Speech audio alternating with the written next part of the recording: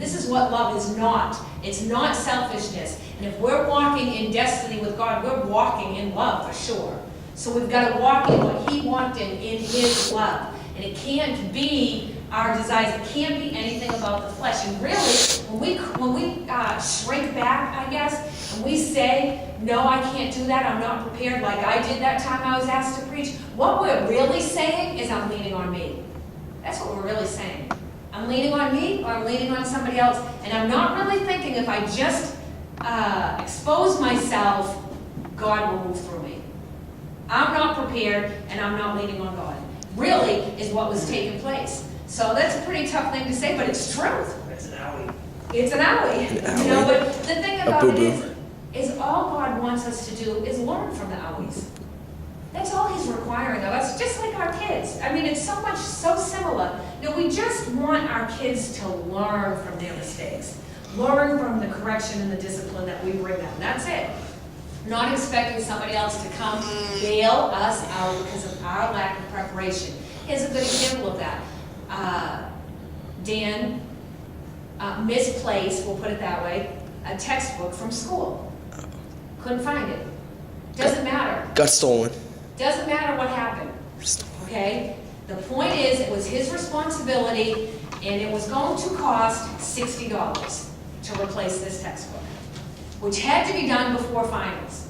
So, we talked with him, and we said, we're paying it this time.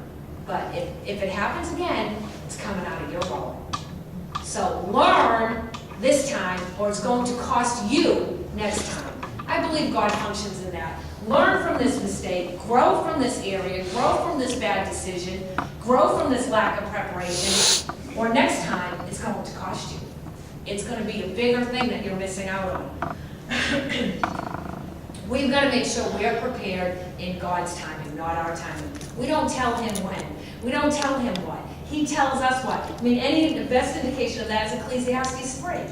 Right? When you read that out, that's the chapter that talks about everything under the sun has a time, season, and purpose. An appointed time we have. No matter how long the season tarries, why don't you turn to Habakkuk? I'm not sure if I pronounced it that right. 2. But if the season tarries while you're turning there, we've got to continue on in preparedness, waiting and expecting and watching and listening for that knock at any moment. That's what we've got to do. And one thing we sure can't do is fool ourselves into thinking we are prepared enough, that we are ready enough. And you know, even in verse 5, in Matthew 25, it says they all slumbered. Every single one of them slumbered. All of them did. And so, basically, even though the wise virgins were prepared, I don't know if they got weary and well-doing, or if they were just tired and they thought they were all set, so they put their feet up.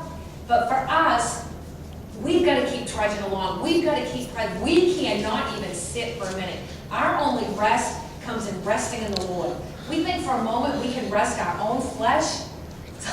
Exposure. You know, a good example is, I thought of this morning too. Dan yesterday, he had a very long, busy day yesterday. And it was like non-stop, one thing after the other. It started at like 6:30 in the morning, and it didn't literally end until 11 o'clock at night. Okay, a very long day for him. It just was one thing after another after another. And he was going along, and he was fine, and all that stuff. But the moment he sat down and he put his feet up, within 5 minutes, he was like, I'm going to bed.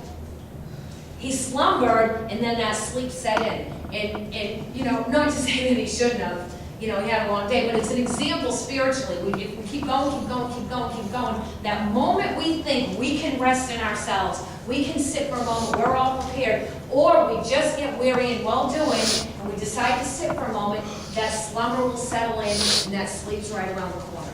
And that's when we get deceived, that's when we get distracted, that's when those little things come in that cause us to be in a place of unpreparedness, I guess, if that's a word. So, as long as God tarries, we've got to tarry.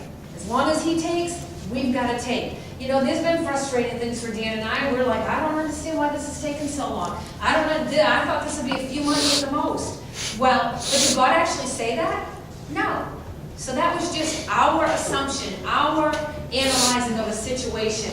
You know, what did God say? And you walk in what God said, and that's it, until he changes it, until he says now. And this is the truth. All of us, I believe, have had a word prophesied over us suddenly. Suddenly. And I can remember getting quite a few suddenlies and saying, okay, it's been a long time since I've suddenly, like 3 years. So, what's a suddenly? Am I missing what a suddenly is? Well, I've come to realize that when God says now, then it's suddenly. When he breathes now, then it's suddenly. That's what it is. God's work is always a quick work when he says now. When he says now, that suddenly kicks in, and it's a quick work. It's not a slow work. When he says, I'm breathing on it now, now's the appointed time, now's the appointed season. Okay, so is everybody out of Habakkuk? Is that how you pronounce it? Do you know? Okay, so starting at verse 2. Chapter 2, starting at verse 2. And the Lord answered me, and he said, write the vision and engrave it so plainly upon tablets that everyone who passes may be able to read it easily and quickly as he hastens by. For the vision is yet for an appointed time, and it hastens to the end fulfillment. It will not deceive or disappoint. Though it tarry, wait earnestly for it, because it will surely come. It will not be behindhand on its appointed day. It will be established. It will take place. If something that we are waiting on has not taken place and we're in obedience, there's good reason for it. God is tarrying. And what is our responsibility? Keep the vision set before us. This is what God showed me. I don't care if you have to paste it on your mirrors, whatever it is you've got to do. This is what I know God said. This is what God said he's going to do with me. This is what God said he's going to do with us. This is what God said he's going to use me for, and not let it get out of your vision no matter what happens. That's your oil. That's your flask. That's your reserve. That's what causes you to keep going on. And know that you don't want that handed over to somebody else. How many things have been handed over to other people, I have to wonder, We can't lose the vision. We can't let it get from our sight. We place it before us. We tarry as long as God tarries. And for us, like I said, basically, spiritually, we can't put our feet up. We can't do that spiritually. That causes us to get careless. That causes the attitudes to come in. That causes the words, the lazy words, I guess, to come in. The things we know we shouldn't speak, but then we speak them, those are what I would call lazy words. All of us in here really know better than a lot of words that probably we speak on a regular basis. And then we know afterwards, I probably really shouldn't have said that. But those are the lazy words. We've put our feet up. But as long as we recognize them and we correct them, that's just like us with our children. God's just saying, I want you to deal with it. Just like us with our kids. I mean, how many times we're like, when are they going to get this right? There comes a point in time you're expected to get it right. So for me, for myself, for my family, for everybody in here, I do not want us to find ourselves unprepared. At any point in time, if God knocks on our door and says, now's the time to come forth, I don't want us to find ourselves unprepared. I don't want us to grow weary in well-doing. What's it say? That's Galatians 6:9.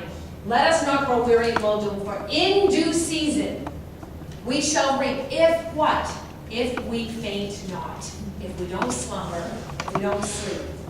Basically, every spoken word, everything we know he's given us, whether it's been in a dream, a vision, a prophetic word spoken to us, something he specifically showed us himself, we've got to cause that on some days to be our very life, our very breath that we breathe. We've got to cause it to be that. Or we're going to become weary. We've got to pay the price and make the determination no matter what. If it costs me everything, if I walk it alone, if I'm completely isolated, completely by myself, I'm going to do what I know God called me to do, what God said he wanted all of us to do, basically. He's going to do what he said he will do. So the responsibility on our part is to be prepared and ready. That's all he requires of us. He'll take care of the rest of it. He really will. Our responsibility is to continue in his direction, not become weary.